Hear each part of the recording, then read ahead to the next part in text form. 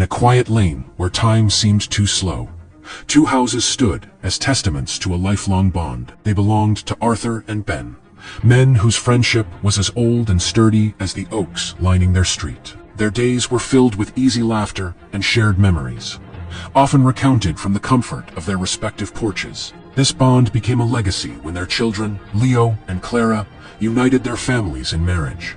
A joyous celebration under a canopy of summer leaves, promising a future as bright as their own shared past. It was a perfect picture of harmony, a golden age they all believed would last forever. But seasons change, and so did the climate of their friendship. The first crack appeared over something as trivial as a fence line, a few inches of soil that suddenly became a battleground. An overgrown branch from Arthur's apple tree, once a source of shared fruit, became an intrusion. The friendly competition over garden gnomes escalated into a silent war of no trespassing signs and garish decorations. Their homes, once symbols of unity, now stood like two fortresses in a cold war. Leo and Clara, caught in the crossfire, watched with heavy hearts. Their attempts at mediation were met with stubborn silence, their pleas dismissed by fathers too proud to yield.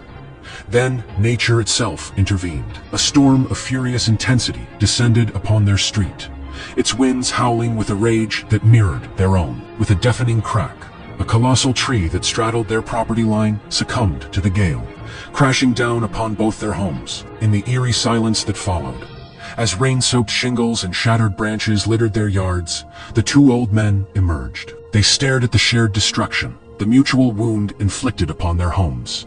And in that moment, the anger on their faces dissolved, replaced by a profound shared shock and a dawning sense of regret. The next morning, the work of rebuilding began. Arthur and Ben started clearing the debris, a silent, coordinated effort born from decades of knowing each other's rhythms. The silence was eventually broken by a shared sigh, then a quiet word, and soon the dam of resentment gave way to a trickle of conversation. Later, sitting amidst the wreckage, they finally spoke the words that mattered most.